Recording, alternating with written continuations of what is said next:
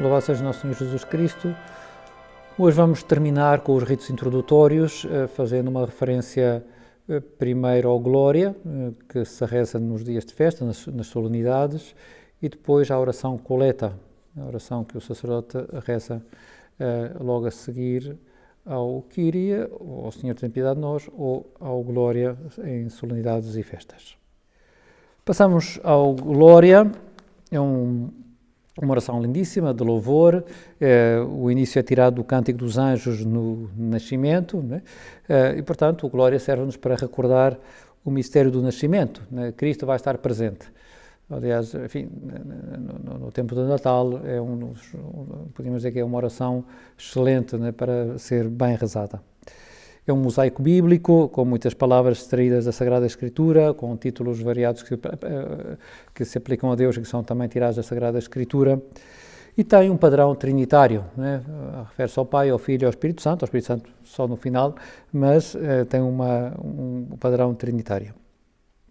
Começamos pelo Pai, onde dirigimos ao Pai como Rei dos Céus, Pai Todo-Poderoso.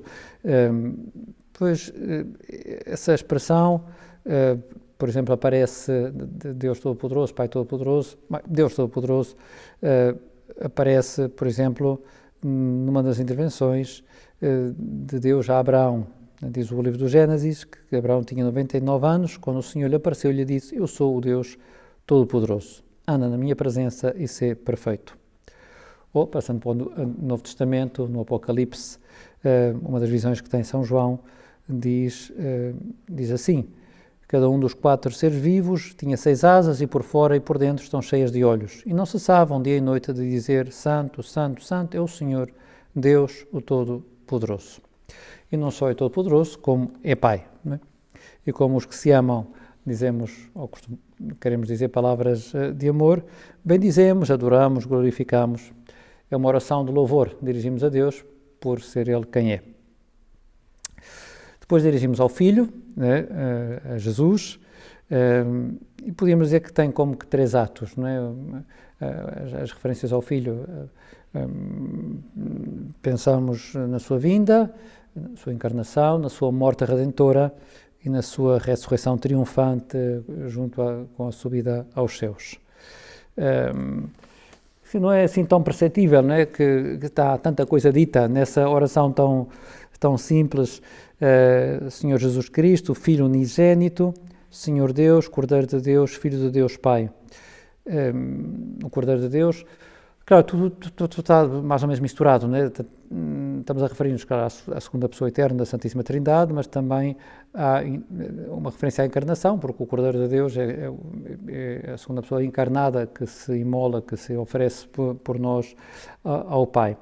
É o que tira o pecado do mundo, é o que está depois à direita do Pai, portanto, depois da ressurreição está à direita do Pai, etc. De uma forma muito sintética, nós estamos a referir-nos, ou estamos a evocar os principais mistérios da vida de Cristo. Uma menção apenas ao Cordeiro, que também aparece no livro do Apocalipse, quando se diz: então vi no meio do trono e dos 4 seres vivos e no meio dos anciãos um Cordeiro de pé, como que imolado, com 7 chifres e 7 olhos, que são os 7 Espíritos de Deus enviados por toda a terra. E mais adiante também se fala do Cordeiro, que de forma inequívoca se refere a Jesus. Portanto, em certo sentido, ao rezarmos o Glória, também estamos a unir a essa liturgia celeste, porque o Apocalipse faz referência a essa liturgia celeste. Aquele que tira o pecado do mundo, é um novo Cordeiro Pascal, que lava os pecados do mundo. E, por fim, há uma referência ao Espírito Santo, né, quase no final do Glória. Podíamos dizer-se, ao fazer uma breve menção da passagem do Kyrie para o Glória, que na primeira oração expressamos a nossa necessidade de salvação e da misericórdia do Senhor, no Glória expressamos alegremente a nossa gratidão por termos sido salvos em Cristo. Em certo sentido, também há quem diga, ou que recorde, que assim como o Kyrie permite-nos entrar no mistério do Advento, em que expressamos o desejo de um Salvador, ou experimentamos a necessidade do Salvador. O Glória permite-nos experimentar, saborear a alegria do Natal, né? Temo-lo entre nós, o Salvador. Quando rezarmos, ou melhor ainda, se conseguirmos cantar, se houver o cântico na missa, vale a pena que o nosso coração se sinta alegre por todas estas verdades que quase que gritamos ou cantamos em voz alta. Por fim, a coleta, né? A coleta, aquela oração que o sacerdote reza com os braços abertos, é precedida de um silêncio, o sacerdote convida a rezar, oremos, e há um momento de silêncio. Esse silêncio é um convite para que os fiéis expressem no seu interior as intenções pelas que desejam oferecer a missa. Colligere, em latim, é reunir o que está disperso. Portanto, a oração coleta tem um bocadinho esse sentido, que o sacerdote, claro, vai dizer umas palavras concretas, mas quer reunir, não é, todos os pedidos dos fiéis que participam na missa e apresentá-los a Deus Nosso Senhor. Agora, na terceira edição do Missal, como sabem, houve uma pequena variação no final da oração, né? Nós dizemos por Nosso Senhor Jesus Cristo, vosso Filho, que é Deus convosco na unidade do Espírito Santo, e uma das versões diz assim, quando nos dirigimos ao Pai no final da oração, terminará assim: por Nosso Senhor Jesus Cristo, que é Deus e convosco vive e reina na unidade do Espírito Santo por todos os séculos dos séculos. Aproxima-se mais do original latino. Eu só queria ler, para terminar, e a propósito da coleta, aquilo que o Papa Francisco nos disse na sua catequese sobre a missa.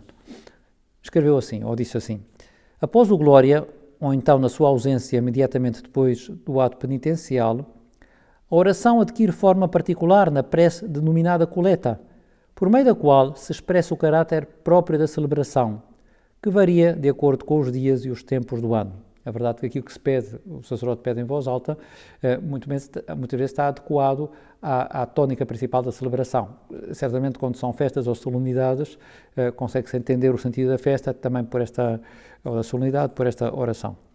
Mediante o convite oremos, o sacerdote exorta o povo a recolher-se com ele num momento de silêncio, com a finalidade de tomar consciência de estar na presença de Deus e fazer emergir, cada qual no próprio coração, as intenções pessoais com as quais participa na missa.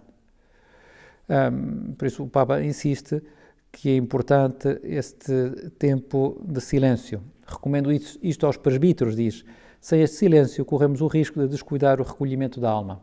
Como isso não depende dos fiéis, depende do sacerdote, se o sacerdote for demasiado apressado, eu aconselho a que alguém, 2 ou 3 vezes depois de que isso aconteça, venha ter connosco e nos diga: Senhor Padre, se conseguir fazer um bocadinho mais de silêncio antes de rezar a oração coleta, nós agradecemos.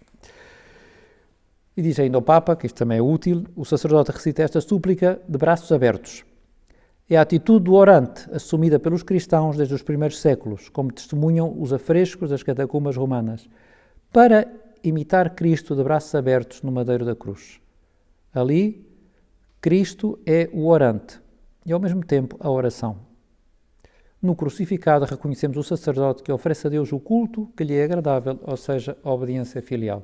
Não nos esqueçamos, quando o sacerdote assim ergue as mãos, de, mais uma vez, recordarmos que Cristo está presente com o seu sacrifício para interceder por cada um de nós. E, por fim, o Papa aconselha-nos, nesta mesma audiência, a meditar nestes textos, porque são muito bonitos e ensinam-nos a rezar. O Papa diz que a liturgia é uma escola de oração. Ensina-nos como dirigir-nos ao Senhor, que coisas pedir. Vale a pena, se quiserem estar atentos nesta semana em que ouvem esta gravação, às coletas e depois levá-las à oração, lê-las na própria oração. Como é que isso me pode ajudar a dirigir-me a Deus Nosso Senhor?